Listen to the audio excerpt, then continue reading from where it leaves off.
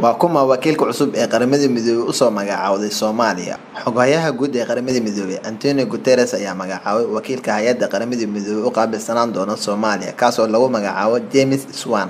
James Swan waxa uu bedeli doonaa wakiilkii hore ee hay'adda Qaramada Midoobay u joogay Soomaaliya, Nicholas Haysom, oo ay dowladda Soomaaliya dalka ka erisay. James Swan waxa uu dhashay 10kii bishii December 1963, waxa uuna ku dhashay caasimadda Washington DC ee dalka Mareykanka.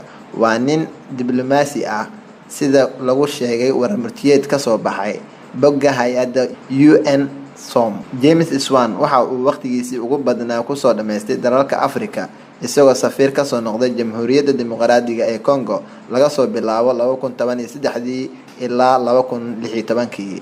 Wakiilka gaarka ah ee Mareykanka u qaabilsanaa Soomaaliya 2011 ilaa 2013. Waxa kale oo safiir ka soo noqday dalka Djibouti 2008 ilaa 2011. Master Swan wuxuu soo noqday ku-xigeenka kaaliyaha xogayaha arrimaha dibadda ee Afrika 2006 ilaa 2008 iyo agaasimaha siyaasadda Afrika ee xafiiska sirdoonka iyo cilmi baarista laga soo bilaabo 2005 ilaa 2006.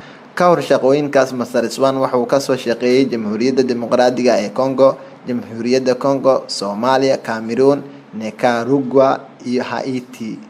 Swan waxa uu haystaa shahaadada BSc, waxa uuna ka soo qaatay jaamacadda Georgetown oo u gaar ah arrimaha dibadda. Waxa kale oo uu haystaa shahaadada MA oo uu ka qaatay dugsiga Johns Hopkins. Master Swan waxa uu master degree ka qaatay daraasaadka nabadgelyada ee Kulliyadda Dagaalada Qaranka, National War College.